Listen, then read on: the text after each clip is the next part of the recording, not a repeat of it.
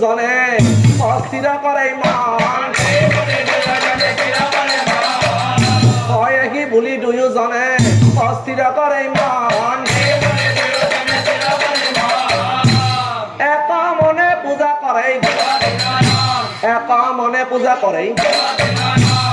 ওম নমো দেবত্রিনারায়ণ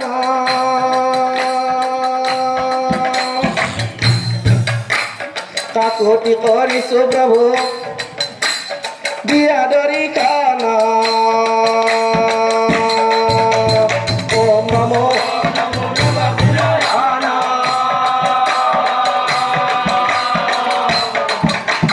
কাকুতি কৰিছো প্ৰভু বিয়াদৰি কানা একৈলাস পাৰ্বতীৰ লগত মহাদেৱা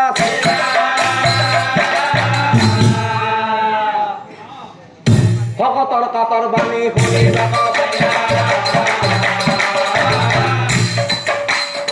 ভকতৰ কাতৰ বাণী ও তাড়াতাড়ি মহাদেৱ ওলাই আহিলা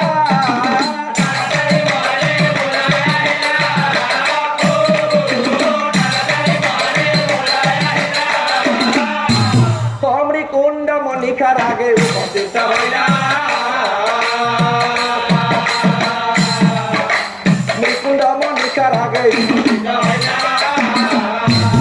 দণ্ডবতে দুয়োজনে প্ৰণাম কৰিলে পুত্ৰবৰ লাগেই বুলি কিবা পুত্ৰবৰ লাগেই বুলি অ শিৱাই বলন্ত তুমি মহামুনি মৃকুণ্ড সোণামণি বৰা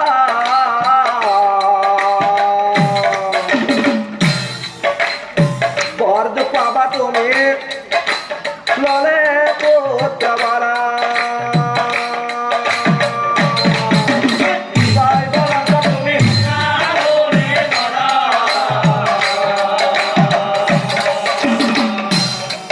ও বৰ্দ বাবা তুমি ললে মই কিয় কৈছো জানা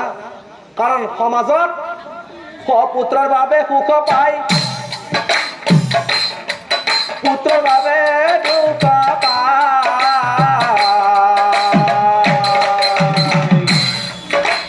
পুত্ৰই দিয়া দুখৰ সমান অন্য দুখ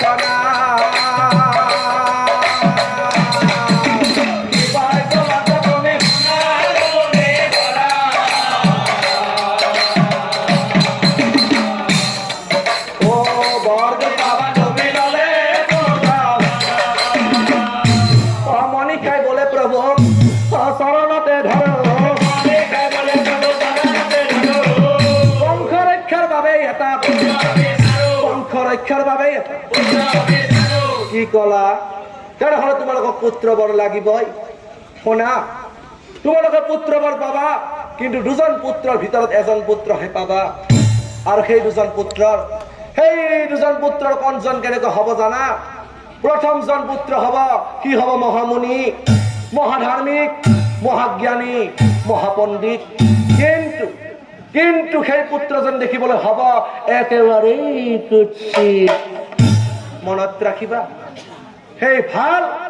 আৰু দেখাত কুৎসিত পুত্ৰৰ বয়স হ'ব মাত্ৰ 12 বছৰ মনত ৰাখিবা দ্বিতীয়জন পুত্ৰ পাবা কি হ'ব মহা অত্যাচাৰী মহাব্যভিচাৰী দিনে নিশাই সুৰাপান কৰিব কিন্তু সেই দেখিবলৈ বেয়া পুত্ৰজন মোৰ পুত্ৰ দেৱ সেনাপতি কাৰ্তিকৰ নিচিনা ধুনীয়া হ'ব আৰু শুনা সেই বেয়া আৰু ধুনীয়া পুত্ৰৰ বয়স তাৰ বয়স হ'ব 1000 বছৰ এতিয়া কোৱা তোমালোকক কোনজন পুত্ৰ লাগিব ভালজন লাগিব নে বেয়াজন লাগিব কি কথা শুনি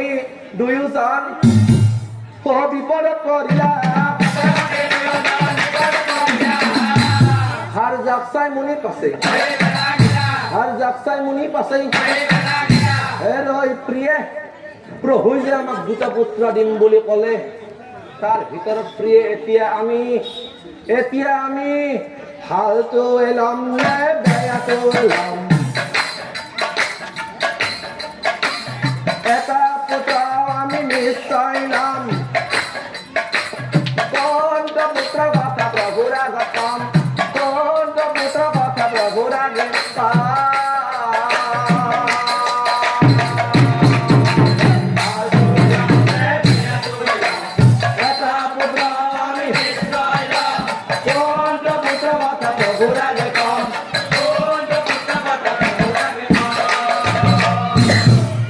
স্বামী আপুনি কোনজন পুত্ৰ ল'ব মণি খাই বোলে আমি বেয়াটো ল'ম মণি খাই বোলে আমি বেয়াটো ল'ম বহুত দিনৰ বাবে পুত্ৰ দেখা পাম নহয় প্ৰিয়া তুমি তেনেকৈ নকবা কাৰণ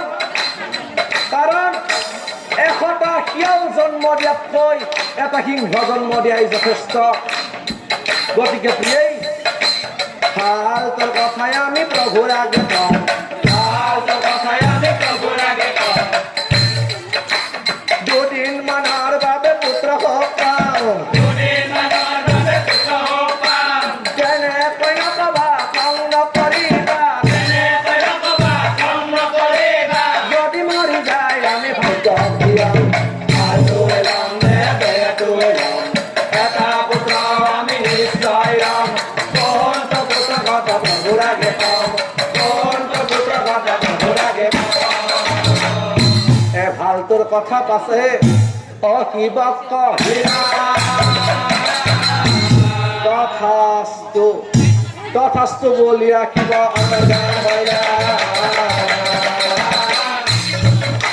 তথাস্তু বলি ৰাখিব